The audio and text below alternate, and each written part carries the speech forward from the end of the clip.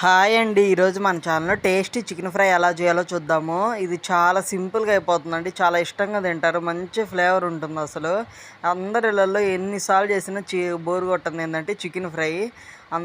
First ఒక కడాయి తీసుకొని దాన్ని స్టవ్ మీద పెట్టి 3 టేబుల్ స్పూన్స్ ఆయిల్ యాడ్ చేసుకోండి. దీనికి ఆయిల్ కొంచెం ఎక్కువగానే పడుతుంది.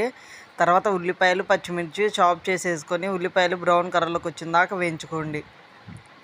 వేయించిన తర్వాత అల్లం వెల్లుల్లి పేస్ట్ మాత్రం స్కిప్ చేయొద్దు. అసలు చికెన్ ఫ్రైకి అల్లం వెల్లుల్లి పేస్ట్ చాలా అంటే చాలా బాగుంటుంది.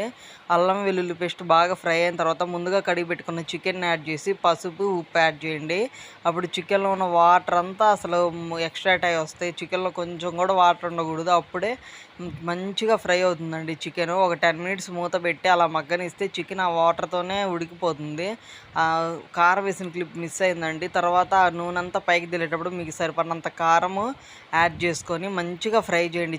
కారం అంతా చికెన్కి పట్టేటట్టు. అసలు మనము ఎంతసేపు ఫ్రై చేసుకుంటే అంత బాగుంటుందండి. ఫస్ట్ కోటింగ్ ఒకసారి ధనియాల పొడి వేసుకొని బాగా ఫ్రై చేయండి. ఇలా ఫ్రై చేసేటప్పుడు కొంచెం కరివేపాకు కూడా యాడ్ చేసుకోండి. చాలా అంటే చాలా ఫ్లేవర్ ఇస్తుంది. మీకు కానీ కొంచెం ఇది ఉంటే ఇప్పుడు కూడా పచ్చిమిర్చి యాడ్ చేసుకోవచ్చు.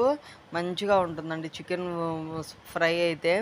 తర్వాత అయిపోయిన తర్వాత మళ్ళీ సెకండ్ కోటింగ్లో చికెన్ మసాలా వేసుకొని మళ్ళీ బాగా ఫ్రై చేయండి. ఇంకా అయిపోయిందండి. 2 మినిట్స్ బాగా ఫ్రై చేసుకుని నుంచి చికెన్ ఫ్రై రెడీ అయిపోతుంది. చివరిలో కొత్తిమీర వేసి గార్నిష్ చేసుకోవడమే. అందరూ చూసి వెళ్ళిపోతున్నాను. లైక్ షేర్ సబ్స్క్రైబ్ చేయట్లేదు. ప్లీజ్ మీకు కనుక నచ్చితే లైక్ షేర్ సబ్స్క్రైబ్ మర్చిపోవద్దు. పక్కనే ఉన్న బెల్ ఐకాన్ కూడా యాక్టివేట్ చేసుకోండి.